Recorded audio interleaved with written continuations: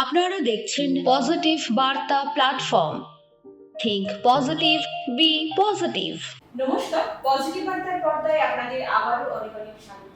আমরা চলে এসেছি পজিটিভ বার্তার লাইভ অনুষ্ঠান নিয়ে আপনাদের সঙ্গে আলোচনা করব ও কথা বলবো বলে। আপনারা চোখ রাখুন পজিটিভ বার্তার Facebook live, Tripura knowledge city এবং পজিটিভ বার্তার ইউটিউব চ্যানেলে। তো আজকে আমরা আলোচনা করব একজন লেখক, যিনি আমাদের মধ্যে উপস্থিত আছেন।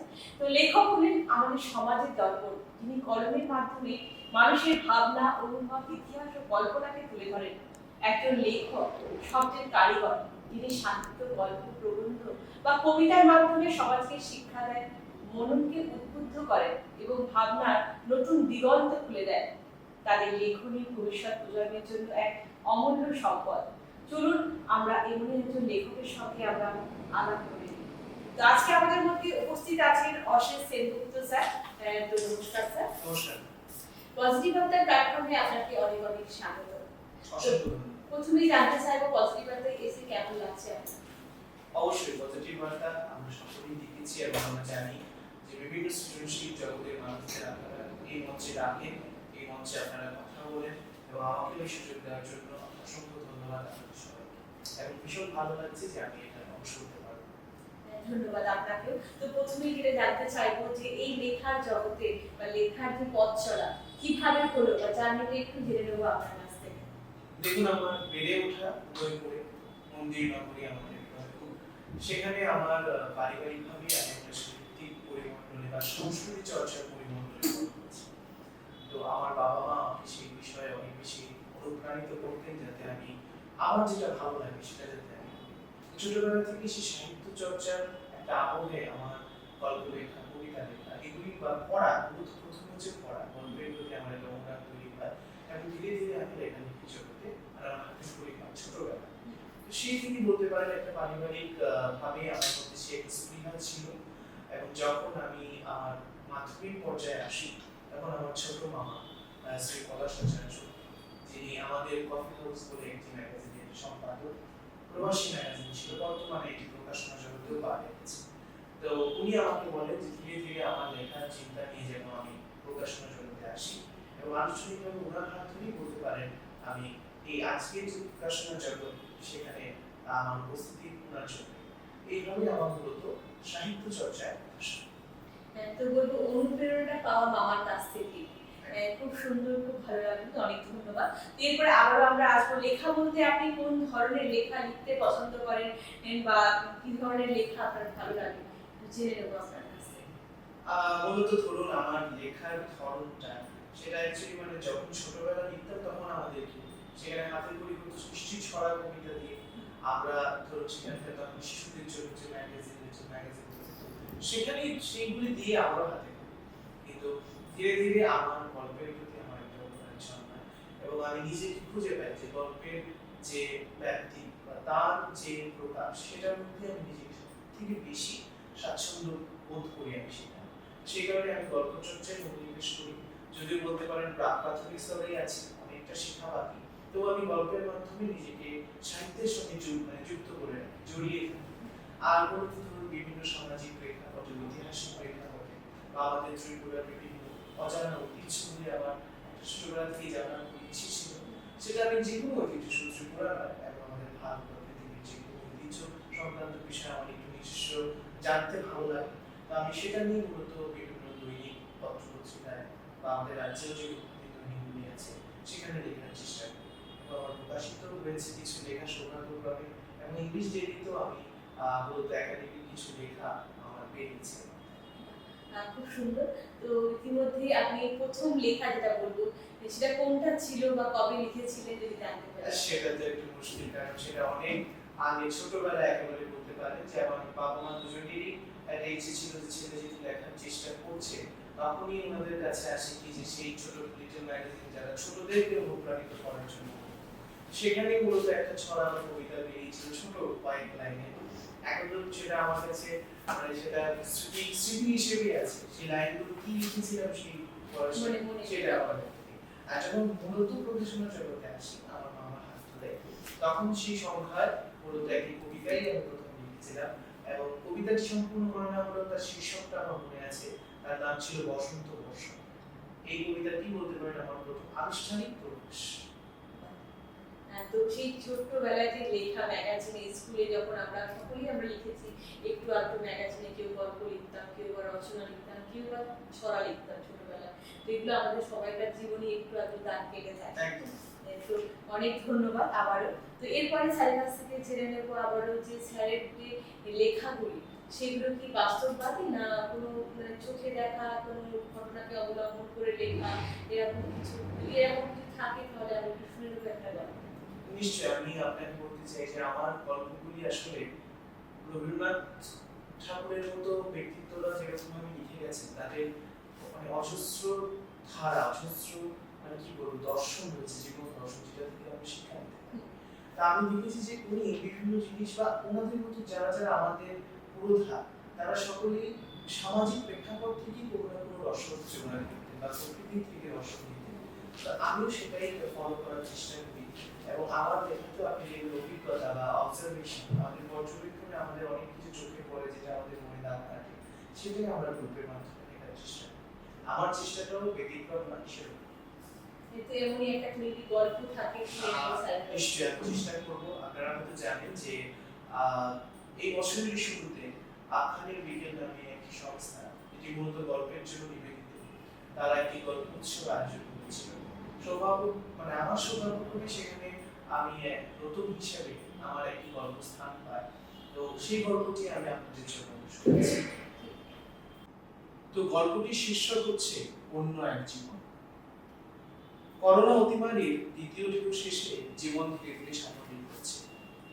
আমি নাগেরচড়া থেকে দক্ষিণগামী একটি বাসে উঠলাম, গন্তব্য উদয়পুর। কন্ডাক্টর তখন চিৎকার করে ডাকছিল, এ উদয়পুর উদয়পুর উদয়পুর, আয়েন খালি খালি একবারে খালি। বাস ভর্তি হওয়া সত্ত্বেও তাদের চোখে পুরো বাস খালিই থাকে। এই মারাত্মক হ্যালুসিনেশনের শিকার হওয়ায় প্রতিদিন তাদের কত অবদ্ধ ভাষাই না শুনতে হয় এই যাত্রীদের কাছে। যাই হোক, আজ বহুদিন পরে আমার প্রিয়সীর সঙ্গে দেখা হলো। লকডাউনের অপূর্ণ দিনগুলিতে কলেজে কথা বলার স্থিতি কমেছে অনেক। বিদ্যমান পরিবারের মেয়ে আর নিম্ন মধ্যবিত্ত ছেলের অসম প্রেম টিকিয়ে রাখায় রীতি। তার উপর ডেডলাইনের মধ্যে ভালো চাকরি জোগাড় করতে গিয়ে একেবারে দিশেহারা অবস্থা। যে প্রজন্মে দাঁড়িয়ে দাঁড়িয়ে ভয় হয়, প্রত্যাশা পূরণে ব্যর্থ হলেই হয়তো আয়ন হিসেব পরিণতি নিশ্চিত। তাই ভাবছি এই সম্পর্কটা বাঁচাতে এমন কি উপহার দিব যাতে একটা সুন্দর মুহূর্ত সৃষ্টি হয় এবং ন্যূনতম পুরুষ অহংটুকু আমার টিকে থাকে। উপায় না পেয়ে কৃত্রিম বুদ্ধিমত্তার কাছে উপায় ধার চাই, কিন্তু না, বিশেষ সুবিধে হলো না। বাসটা চলতে চলতে গঙ্গাসাগর রাস্তার মাথায় এসে ভিড়ে ঠাসা বাসে উঠল এক যুবক, বলে ৩-৪ বছরের একটি শিশু। ব্যস্ত কন্ডাক্টর যথারীতি মিথ্যে প্রতিশ্রুতি দিয়ে ড্রাইভারের পাশে কুশন দিয়ে বসিয়ে দিল। ওদের ছেলেটি একটি ক্যাডবেরি চকলেটের জন্য অসম্ভব বায়না ধরেছে। সঙ্গে আসা মধ্যবয়সী ভদ্রলোক ব্যাগ নিচে রেখে মেয়েটির হাতে ৫০ টাকার একটি নোট আর পলিথিনে মোড়া কিছু ওষুধ ধরিয়ে দিয়ে বাস থেকে নামতে নামতে বলল, আবরেরা ঠিকঠাক বাড়ি চেয়েছে, কাল লোকে কাইচে পড়েছে, হুজুর নেই। যুবতীর অর্ধেক চেহারা মাস্কে ঢাকা, কিন্তু তার বিধ্বস্ত চোখে ক্লান্তির ছাপ স্পষ্ট। চকলেটের জন্য শিশুটির চিৎকার বাড়লে শিশুটি বলল, গায়ে থেকে নেন না কি নেন। ছেলেটি এবারে চুপ হয়ে গেল। বাস বিশ্রামগঞ্জ বেরোলে সময় মতো ভাড়া নিতে এলো কন্ডাক্টর। যদিও ভাড়া ৪০ টাকা ছিল, কিন্তু লকডাউনের ফলে হঠাৎই বাসের ভাড়া নাকি ১০ টাকা বেড়েছে। শুনে মনে খচখচানি হলেও চুপচাপ ৫০ টাকা দিয়ে দিলাম। কিন্তু মেয়েটি হঠাৎ প্রতিবাদ করল।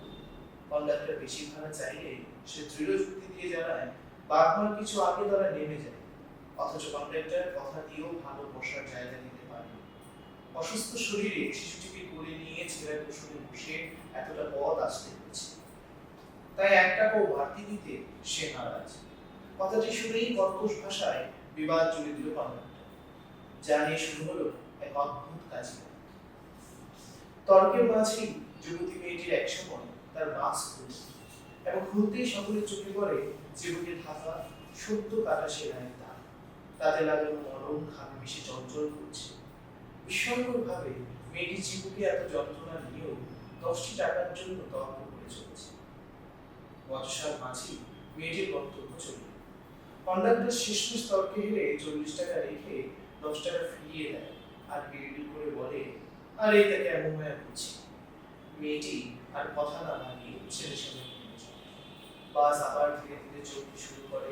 চলন্ত বাসের জানলা দিয়ে তাকিয়ে দেখি সে তার ছেলেকে এবারে হাসি মুখে বলছে, চল বাবা, সবাকাত্মক দোকান থেকে চকলেট কিনে দেয়। শুনে ছেলেটি খিলখিলিয়ে হেসে উঠল।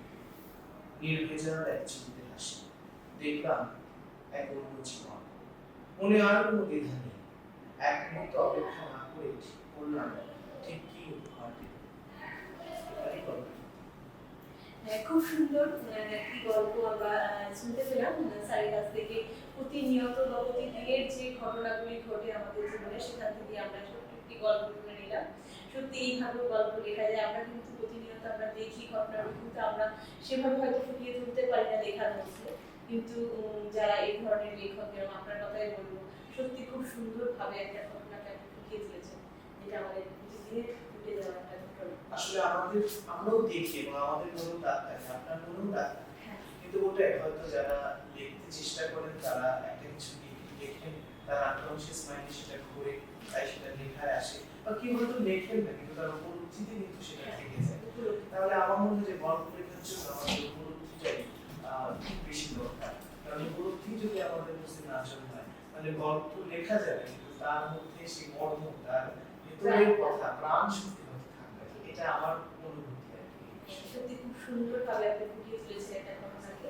সত্যি খুব ভালো লাগে, যেটা আমরা নিত্য দেখে থাকি এই জিনিসগুলো। অসংখ্য ধন্যবাদ। ধন্যবাদ আপনাকে।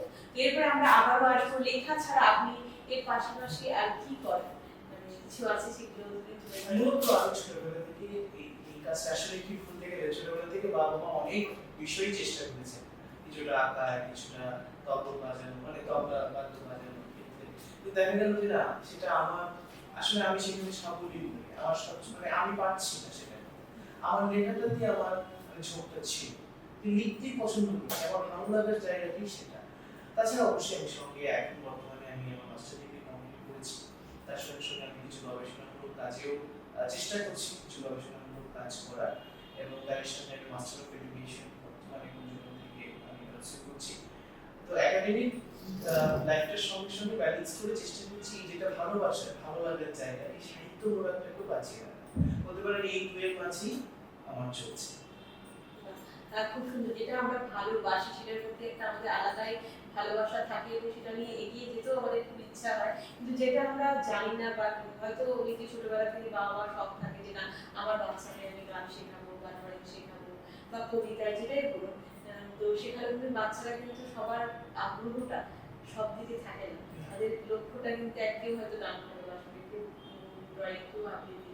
সেই লক্ষ্যটা দেখতে হবে আমাদেরকে, এবং সেই লক্ষ্য দিয়ে তাকে এগিয়ে নিয়ে যেতে হবে। একদমই ধরুন বলতে গেলে যেহেতু আমি গান শুনতে খুব ভালোবাসি, তার মানে যে আমি গান গাইতে পারবো সেটা নয়, কারণ আমার গলায় হয়তো সেই জিনিসটা নেই। কিন্তু আমার শোনার প্রতি একটা ভীষণ ভালোবাসা আছে, আমার পছন্দের গান। ভালো লাগে। তেমনি আমার লিখতে ভালো লাগে, অনেক হয়তো পড়তে ভালোবাসি। তো এরকম আর লেখার জন্য পড়াটা তো অবশ্যই ম্যান্ডেটরি। মানে আমি যত পড়বো তবে আমার হাতটা তত চলবে, আমি তত ভাবতে পারবো একটা সাহিত্য নিয়ে। তো সেই পড়াটা এখন বলতে গেলে অনেক বাকি, আরো তৈরি করতে হবে নিজেকে। তো সেই চেষ্টাই করছি বলতে পারি। অনেক ধন্যবাদ।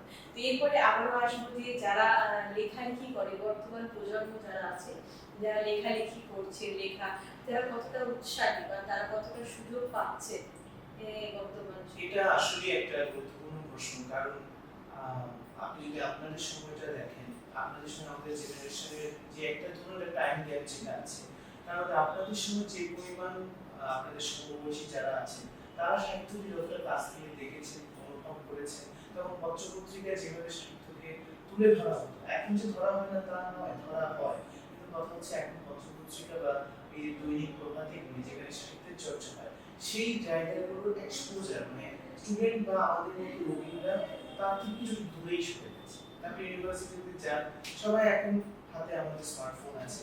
তো আমরা গল্প পড়তে চাই কোথায়? আমরা মোবাইলেই পড়তে চাই। আমাদের কাছে পত্রিকা থাকলেও হয়তো আমি পড়বো, কিন্তু ততটা না যতটা গুরুত্ব দিয়ে আমার মোবাইলে আসে কোনো একটা পিডিএফ বা গল্প। তো গল্প আমাদের কি করতে হবে? তো নতুন প্রজন্মের যারা আছে তাদেরকে যদি আপনার মানে সাহিত্যটা দিয়ে তাদের কাছে পৌঁছে দিতে হয়। আপনাদের সময় কি ছিল? আপনারা গল্প পড়তেন, ম্যাগাজিন পড়তেন, বর্তমান পড়তেন, বা যেটাই আসতো আপনাদের কাছে, আনন্দ মেলা পড়তেন, আনন্দবাজার পড়তেন। আমাদের কাছে সেটা এখন আছে, কিন্তু আমাদের কাছে প্রেফারেন্সটা চেঞ্জ হয়ে গেছে। আমাদের কাছে মোবাইল থাকাতে আমরা বারবার চাইবো যে আমাদের কাছে সহজে যাতে আমরা সেটা করতে পারি। তো আমাদের মধ্যে নেই যে তা না, কিন্তু সংখ্যাটা সত্যি কম। কারণ আমার আশেপাশে ধরেন যে এখন সাহিত্য চর্চা করছেন, লিখছেন, তার সংখ্যা কিন্তু রয়েছে, কিন্তু আপনি যদি পুরো পরিসংখ্যানটা দেখেন তাহলে একটা খুবই কম সংখ্যক লোকই লিখছে। কিন্তু তারা আছে যারা পড়ছে, যে আমার বন্ধু লিখছে বা আমার ছোট ভাই লিখছে, আমি তার লেখাটা পড়ি, কিন্তু সে কিন্তু লিখবে না, সে লিখতে চাইছে না, কোনো একটা কারণে তার সেগুলো ইচ্ছে নেই। তো সেই ইচ্ছেটা যারা, যেমন আমি বর্তমানে বিভিন্ন দৈনিক প্রবাদীতে লিখতে লিখতে আমার কি হয়েছে, আমার একটা মনে হয়েছে যে না আমি লিখি, আমার একটা ইচ্ছে জেগেছে। এইভাবে যদি নতুনরাও তাদের লেখা দীর্ঘ সময় অপেক্ষা না করে একটা নির্দিষ্ট সময় তো অবশ্যই করার জন্য চাই, যে একটা নির্দিষ্ট সময় সেটা রিভিউ হবে, ঠিক করা হবে, তাকে ভাবার সুযোগ দেওয়া হবে। কিন্তু অনেক সময় দেখা যায় যে লেখাটাকে গুরুত্ব দেওয়া হয় না। নতুনরা হয়তো প্রথমেই তো তারা ভালো লিখতে পারবে না। আপনি যদি আমাকে বলতেন, আমি যখন শুরু করেছি তখন যদি আপনি আমার সাথে আজকের মতো বা আজ কিছু যেগুলো লিখতে পারছি সেটা চাইতেন, আমি নিশ্চয়ই পারতাম, কারণ অভিজ্ঞতাই তো পাইনি। তাদেরকে যদি একটা প্ল্যাটফর্ম দেওয়া যায় যাতে তারা নিজেদেরকে সম্পৃক্ত করতে পারে, নাহলে ধরুন তারা সেখানে যদি আমি সম্পৃক্ত করতেই পারছি না, আমি সেটা থেকে দূরে সরে যাবো। এবং সেটা উৎসাহ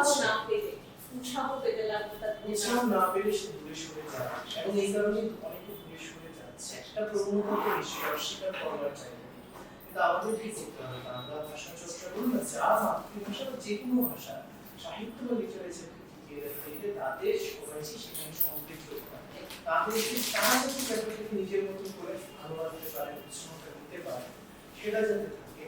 তো ওটাই আমি বলবো যে আমি যেমন সুযোগ পাচ্ছি সেরকম আমার মতো অনেকেই আসুন, তারা তাদের থটসটা, তাদের ভাবনাটা যাতে প্রকাশ করতে পারে, সেইটা যেন প্রতি প্রজন্মে সকলেই সুযোগ পেতে পারে, যারা ইচ্ছুক তারা যেন বুঝতে পারে।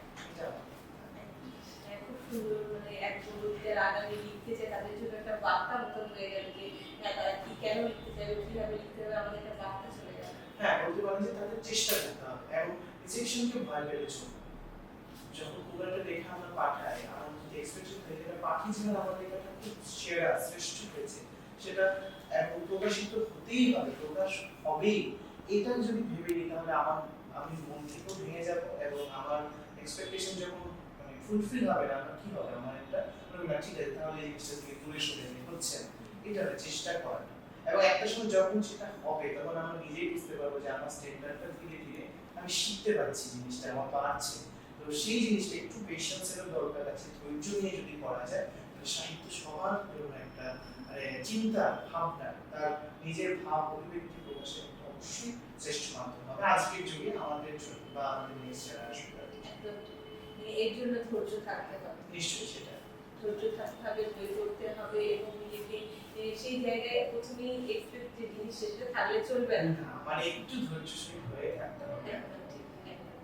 আবারও আসবো শাহিদ কাছে যে আপনার লেখায় বাস্তব জীবনের অভিজ্ঞতা কতটা ফেলে, এটা একটু আগে আমরা গল্প তো পেলাম যে হ্যাঁ বাস্তব জিনিস নিয়ে আপনি লেখা লিখতে করেছেন। মূলত ওটাই ধরুন, বা বাস্তব বা ধরুন যে জিনিসটা আমাকে খাওয়ায়, তার সুন্দর কথা আপনি হয়তো শুনেছেন যে অনেক মানে যারা আমাদের শ্রেষ্ঠ বৈজ্ঞানিক ছিলেন কিংবা দার্শনিক ছিলেন, তারা তারা জেনারেশনে কোনো না কোনো ভাবে তাদের একটা যোগদান রয়েছে, তাদের একটা অবদান থাকে। তো ধরুন তাদের একটা ছিল কি, তারা আনকনসিয়াস মাইন্ডে ধরুন ঘুমের মধ্যে তারা কিছু জিনিস তাদের কাছে মানে একটা ক্লুয়ের মতো তারা পেতেন, এবং সেটা নিয়ে তারা ভাবতেন এবং ভাবতে ভাবতে একটা রাস্তা তারা খুঁজে পেতেন। লিটারেচারে কিন্তু ব্যক্তিগতভাবে আমি দেখেছি যে আমরা যখন সারাদিন একটা কিছু নিয়ে ভাবছি, কত কিছু আমরা লিখছি। আপনি রাস্তা দিয়ে যখন হেঁটে যান, যেমন যদি বাসের যাত্রাটা বলুন, সেরকম আমরা অনেক কিছু লিখি, ট্রেনে যাচ্ছেন, প্লেনে যাচ্ছেন। তো সেই অবজারভেশনগুলি যখন আনকনসিয়াস মাইন্ডে একটা লিঙ্ক খুঁজে পায়, একটা রাস্তা খুঁজে পায়, তখন কিন্তু আমাদের ভাব বা আমাদের ব্রেন বারবার আমাদের বলে সেটাকে একটা রূপ দেওয়া, একটা মানে রিটেন ফর্মে নিয়ে আসা। তো সেই লিখিত রূপটা যখন আমরা দিই তখনই একটা গল্প সৃষ্টি হয়। গল্প তো শুধুমাত্র কিছু কাল্পনিক বিষয় নয়, তার মধ্যে একটা উপলব্ধি, তার মধ্যে একটা প্রাণ জাগানো, এবং সেটা কিন্তু আমাদের নিজস্ব উপলব্ধি থেকে আসে, আমাদের নিজস্ব ইচ্ছা শক্তি থেকে আসে। তো আমার মধ্যে বাস্তব অভিজ্ঞতা এবং নিজস্ব উপলব্ধি এই দুয়ের সংমিশ্রণে একটা কনসাস গল্প। মাইন্ড এবং আনকনসাস মাইন্ডের যে হ্যাঁ, ঘটনাগুলো ঘটে, মানে অবচেতন মনের মানে সংকেত আর চেতন মনের প্রকাশ এবং নিজস্ব উপলব্ধি, আর তার সঙ্গে যদি খানিকটা অভিজ্ঞতা থাকে, এর মিশ্রণে যে গল্প তৈরি হয়, সেই গল্পটা কিন্তু অবশ্যই আপনাকে ভালো, হয়তো ভালো বা খারাপ লাগতে পারে একটা যার যার কাছে, কিন্তু আপনি ভাববেন যে গল্পটা ভাবাটা কোনো না কোনো দিক ঠিক একদম অপূর্ব, সেই গল্পটাও এটা সুন্দর হয়ে উঠতে হবে। আশা করি আমার এটাই, আমি এভাবেই লেখার চেষ্টা করছি। অনেক ধন্যবাদ স্যার। তা আমরা আবারও আসবো যে পাঠকের প্রতিক্রিয়া, মানে একটা লেখা যখন আপনি লেখেন সেটা কতটা কিভাবে প্রতিক্রিয়া করে পাঠকের কাছে? পাঠক প্রতিক্রিয়া খুবই গুরুত্বপূর্ণ। আমি যেটা বললাম, আমার এক্সপেকটেশন যদি আমার ইচ্ছে শক্তিটাকে জানিয়ে রাখার জন্য এক্সপেকটেশনটা সেরকমই রাখা উচিত যে বিভিন্ন ধরনের প্রতিক্রিয়া আসতে পারে। আমি লিখেছি মানে আমার কাছে লেখাটা ভালো লেগেছে তাই আমি পাঠিয়েছি কোথাও একটা, কিন্তু যদি এডিটর বা কোনো একজন অভিজ্ঞ মানুষ সেখানে নিশ্চয়ই কোনো ত্রুটি খুঁজে পাবেন, বা মনে হলো যে ভাবনাটা আমি বোঝাতে চাইছি সেটা হয়তো উনি বুঝতে পারেন বা পৌঁছানো যায়, সেই ক্ষেত্রে ডিসঅ্যাপয়েন্ট হলে হবে না যে এই জিনিসটা তো আমাকে মানে আমি যেটা চাইলাম সেটা হলো না, ফুটে উঠলো না আমার মধ্যে, তার জন্য মন খারাপ করলে হবে না। তোকে ভাবতে হবে যে কোথাও একটা, আমাকে ভাবতে হবে যে কোথাও একটা হয়তো আমি পারি। আমি এইভাবে চাই যে কেউ যখন আমাকে প্রতিক্রিয়া দিচ্ছে ভিডিও ভালো দিলে আমার খুব ভালো লাগে, যে খুব ভালো লাগে, তাহলে আমি অনুপ্রাণিত হলাম। কিন্তু তার সঙ্গে আমার কাছে গুরুত্বপূর্ণ কেউ যদি আমাকে বলে যে তুমি যদি এইভাবে ভাবতে গল্পটাকে তুমি যদি যেই পয়েন্ট অফ ভিউ থেকে, দৃষ্টিভঙ্গি থেকে দেখেছো, তুমি যদি অন্য একটা দৃষ্টিভঙ্গি থেকে দেখো তাহলে এইরকম হতে পারে। তাহলে এইটার জন্য আমি শিখলাম। ভালো আপনি শুধু ভালো বললে আমি যতটুকু না মানে শিখতে পারবো, আপনি যখন আপনি একটা নতুন দৃষ্টিভঙ্গি দিয়ে দিলেন, তার পরবর্তী গল্পটা আরো সুন্দর হবে, আরো ভালো হবে। ধীরে ধীরে আমার রাস্তাটা আরো পরে উঠতে থাকবে। তো আমাকে ওইটা চাই, মানে কনস্ট্রাকটিভ যেটা আমরা ক্রিটিসিজম বলি বা কনস্ট্রাকটিভ কোনো একটা ফিডব্যাক, সেটা যদি না থাকে আমার মনে হয় যে না, মানে গল্প লেখা একটা জায়গায় গিয়ে আমার থেমে যায়, আমি এর থেকে ভালো আর লিখতে পারবো না। আর ওটা যদি ধরুন 10 জনের মধ্যে 2 জনও আমাকে বলে কনস্ট্রাকটিভ ভাবে যে এই দৃষ্টিভঙ্গিটার বদলে এই দৃষ্টিভঙ্গিটা বা এই ভাষা চয়নের বদলে এই ভাষাটা বলে এটা প্রাণ আরো ফুটে ওঠে, সেটা আরো প্রাণবন্ত পায়, তাহলেই তো অনেক। এবং আমি যখন সেটা পাই, সৌভাগ্যবান যে আমাদের পূর্বদাতা বয়োজ্যেষ্ঠরা কেউ কেউ খুব ধৈর্য সহকারে লেখাটা পড়ে সময় নিয়ে আমাদের জানান, এবং এই কারণে আমরা বারবার উত্তর যেটাকে বলে শ্রীবৃদ্ধি করার চেষ্টা করতে পারি। তাহলে হয়তো শুধু ভালো বা শুধু প্রশংসাই যদি আমার কাছে আসতো, আমার লেখা থেমে যেত। মানে যখন বয়োজ্যেষ্ঠরা যে লেখাটা পড়ে তখন পড়ার মাধ্যমে তখন তারা আরো সেটার মাধ্যমে সেটা আরো সুন্দর প্রাণবন্ত হয়ে উঠতে পারে, সেই জিনিসগুলো যখন বলে দিতে পারে তখন মানে আরো ভালো লাগে লিখতে। একদম, এবং ছোটরা হতে পারে, যে কোনো পারে, এবং ছোটরা হতে পারে আপনাকে এরকম একটা কিছু বলে দিল যেগুলো হ্যাঁ ওটা ও ভাবতে পারলো আমার গল্পটা পড়ে, আমার মাথায় তো আসেনি, এটা নিয়ে পরবর্তীতে আপনি ভাবেন, আপনার মাথায় সেটা ঘুরবে, তখন দেখবেন গল্পটা আরো বেশি সুন্দর হয়ে গেল, সমৃদ্ধ হলো। আর শেখার তো সবার কাছে শেখা যায়, সবার থেকে শিখি বলে আমরা এগিয়ে যেতে পারি, না হলে প্রকৃতিও শেখা, রাস্তার ধূলিকণা থেকে মানে রাস্তার ধূলিকণা হোক কিংবা বলতে পারেন যে কোনো একটি ঘটনাও আপনাকে ভালো লাগে। আপনি রাস্তায় যাচ্ছেন, একটা অ্যাক্সিডেন্ট হলো, সেখানে কিছু দৃশ্য আপনার মাথায় দাগ কেটে গেল, মনে দাগ কেটে গেল, সেটাও আপনার কলমে উঠে আসতে পারে, জীবন্ত হয়ে উঠে আসতে পারে। অনেক ধন্যবাদ। আবারও আসবো আমরা লেখালেখির জন্য আপনার দৈনন্দিন রুটিন বা প্রক্রিয়াগুলি কেমন হয় জেনে নেবো একটু। এইটা একেবারে একদম যে বিষয়টা বলেছেন, ছন্দ ছাড়া উত্তরটা হবে ছন্দ ছাড়া।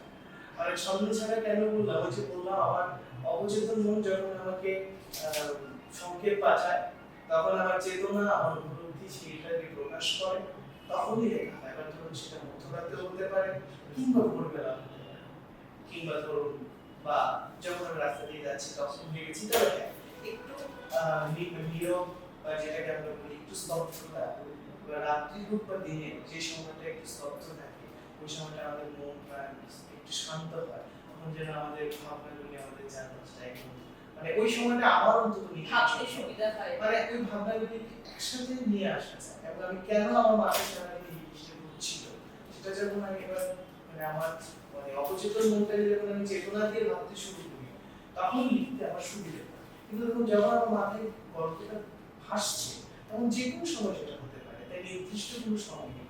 কিন্তু পাশাপাশি ক্লাস করা বা আমার নিজস্ব যে গবেষণা যে পড়াশোনা সেগুলো আমি করে যাই, কারণ আর্টিকেল বা নিউজ পেপার লিখতে গেলে যে পড়াশোনা করার প্রয়োজন সেগুলোর জন্য তো অবশ্যই ধরুন নির্দিষ্ট সময় আমি সেটা ভাগ করে নিই, পড়ার সময়টা এটা আলাদা। কিন্তু গল্প লেখার জন্য যদি বলেন তবে সেটার ছন্দ ছাড়ার সময় যে কোনো সময় রেগুলার সময় সেটার কোনো নির্দিষ্ট সময়। অনেক ধন্যবাদ আবারও। তো আমরা আবারও আসবো যে নতুন লেখকদের জন্য আপনার বিশেষ কোনো পরামর্শ আছে? যেটা আমি বলবো যে একটু মানে তাদের একটু ধৈর্য থাকতে হবে, তাদের শুধু ভালোটা যে আমাকে সবাই ভালো বলবো, খারাপ যে বলছে তাকে দূরে সরিয়ে রাখবো, বা আমাকে যে বলছে তোমার এই যে জায়গাগুলোতে ত্রুটি ছোট হোক বড় হোক সেই ত্রুটিটাকে যাতে বেশি গুরুত্ব দেওয়া হয়। যিনি আমাকে বলছে তোমার দৃষ্টিভঙ্গিটা ভালো কিন্তু এইভাবে হলে আরো ভালো হয়, আমরা তার কাছে যাতে তার কথাটা যাতে বেশি গুরুত্ব দিই আর একটু ধৈর্য সহকারে তাকে ভাবি তিনি কেন বলেন, সবাই তো ভালো বলেছে আমাদের, এবার আপনি আমাকে বললেন তাহলে আপনার কথাকে আমি গুরুত্ব দেবো যে ম্যাডাম আমাকে বলেছেন যে লেখাটা তোমার পড়ে আমার খুব ভালো লেগেছে, কিন্তু এইভাবে যদি ভাবতে তাহলে হয়তো লেখাটা আরো ভালো হবে। আর নতুনদের এই জিনিসটা থাকতে হবে, লেখা কনস্ট্রাকটিভ ক্রিটিসিজম নেওয়ার ক্যাপাসিটি, ক্ষমতা, মনের মূল্যায়নটা নেওয়ার ক্ষমতা থাকতে হবে, ধৈর্য থাকতে হবে, আর যেটা বললাম অচেতন আর চেতন মনের সংমিশ্রণ, তো তাতেই হবে। তাতেই সবাই নিজের প্রকাশ করতে পারবে। এবং প্রাণবন্ত হয়ে সে গল্প হোক কবিতা তার যে কোনো জায়গায় তার প্রকাশ, মনের অভিব্যক্তি প্রকাশটা যেভাবেই করতে চায় এই কটা বিষয়ে আসলে বাস্তব যেটা আমরা অভিজ্ঞতা থেকে বলছি এগুলিতেই তার প্রকাশ সবথেকে সুন্দর করে তার নিজস্বতা মানুষের কাছে প্রকাশ করে। কিন্তু এই বিষয়ে আবারও জানতে চাইবো আমরা যে আগামী লেখা কি লিখছেন বা কিভাবে লিখবে সেই বিষয়ে কি দিলেন? আগামী লেখা ধরুন আমার কিছু জিনিস আমার মাথায় রয়েছে, তো সেগুলি আমার পড়াশোনাটা যদি সম্পূর্ণভাবে আমার যেটা বলেন এই সময়টা তো ক্যারিয়ার করার সময়, তো সেটাতেই সবার বা আমারও ইচ্ছে যে আমি নিজের কাজটাকে সঙ্গে রেখে ভালোবাসার বা ভালো লাগার কাজটাকে সঙ্গে রেখে আমি নিজের মাটি শক্ত করার কাজটা সেটাতেই মূলত কনসেন্ট্রেট করছি। তবে নিশ্চয়ই আরো আগামী দিনে কিছু গল্প মাথায় ঘুরছে যেগুলো আমি আনবো, এবং মূলত কিছু গবেষণামূলক কাজ যেগুলো মানে যেগুলো হয়তো আমাদের নতুন কিছু যে জিনিসগুলো খুব কম আলোচিত হয়েছে সামাজিক হোক কিংবা প্রাকৃতিক কিছু বিষয়, সে ঐতিহ্যের কিছু বিষয় সেগুলো আমি তুলে ধরে আমার আর্টিকেলের মাধ্যমে বা আমার বিভিন্ন নিবন্ধ যেগুলি বাংলার প্রধান দৈনিকে প্রকাশিত হচ্ছে সেগুলোর মাধ্যমে চেষ্টা করবো সেগুলো সকলের সামনে নিয়ে আসা।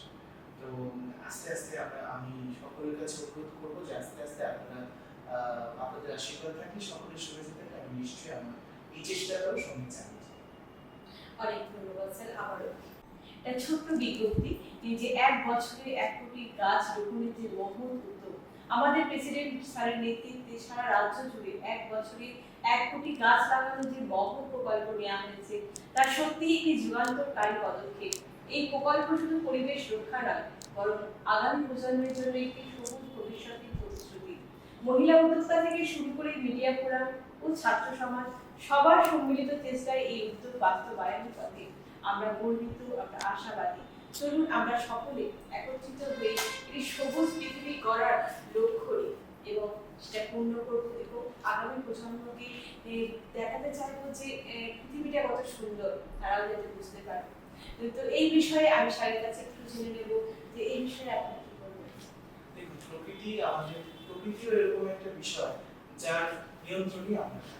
মানুষের পক্ষে প্রকৃতিকে নিয়ন্ত্রণ করা সম্ভব না, কিন্তু প্রকৃতিকে ক্ষতি করা সম্ভব। আমরা প্রকৃতিকে প্রতিনিয়ত আমাদের মতো ব্যবহার করছি, তার উদার যে প্রকৃতির যে উদার মনোভাব তার মধ্যে কিন্তু আমরা বেঁচে আছি এবং আমরা নিজের মতো তাকে ব্যবহার করছি নিজেদের কাছে। তো এখন এমন একটা বিষয় এসেছে ক্লাইমেট চেঞ্জ, আমি যেটা আমার মাস্টার ডিগ্রির বিষয় ছিল জিওগ্রাফি, আমরা সেটাতে বারবার রিসার্চ পেপার দিকে দেখেছি যে ক্লাইমেট চেঞ্জ বিষয়টা এত গুরুত্বপূর্ণ হয়ে উঠেছে যে সেটা আমাদের উপর অলরেডি আমরা দেখতে পাচ্ছি না।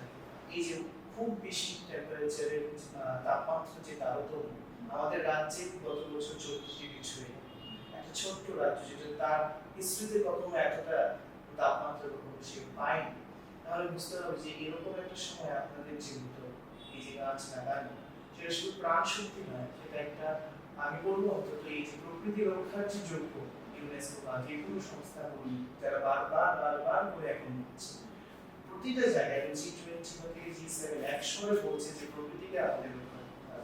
সেই উদ্যোগ অবশ্যই অত্যন্ত সাধুবাদযোগ্য এবং সকলের এই ধরনের প্রয়াসে সামিল হওয়া উচিত। আমরা প্রকৃতিকে রক্ষা করলে আমাদের অস্তিত্ব টিকে থাকবে। কারণ প্রকৃতি যদি প্রতিশোধ দেয়, সেই প্রতিশোধের মোকাবিলা করার কি ক্ষমতা হয়তো অস্তিত্বটাই আমাদের শেষ হয়ে যাবে। প্রকৃতিকে বাঁচাতে হবে, মানে প্রকৃতিকে রক্ষা করা মানে প্রকৃতিকে রক্ষা করার ক্ষমতা আমাদের নেই। যে ক্ষতিটা আমাদের জন্য হয়েছে সেটা লাঘব করার চেষ্টাটুকু যাতে আমরা করি। আমাদের এই প্রয়াস এবং সকলের এই ধরনের প্রয়াস আসা উচিত। অত্যন্ত সুন্দর একটি প্রয়াস। অনেক ধন্যবাদ স্যার। তো এরপরে আমরা জানাবো যে আমরা অনুষ্ঠানের একেবারে শেষ পর্যায়ে চলে এসেছি। আমাদের অনুষ্ঠান আপনাদের কেমন লাগছে অবশ্যই কমেন্ট করে জানাবেন এবং আমাদের মধ্যে উপস্থিত স্যারকে জানাবো অসংখ্য অসংখ্য ধন্যবাদ ওনার মূল্যবান সময় পজিটিভ বার্তা প্ল্যাটফর্মে দেওয়ার জন্য। তো আমাদের আগামী অনুষ্ঠানগুলো দেখার জন্য বলবো চোখ রাখতে পজিটিভ বার্তা ফেসবুক লাইভ, ত্রিপুরা ইউনিভার্সিটি এবং পজিটিভ বার্তা ইউটিউব চ্যানেলে। আজকের মতো অনুষ্ঠান এই পর্যন্ত। ভালো থাকবেন, সুস্থ থাকবেন, পজিটিভিটির সঙ্গে থাকবেন। নমস্কার। নমস্কার।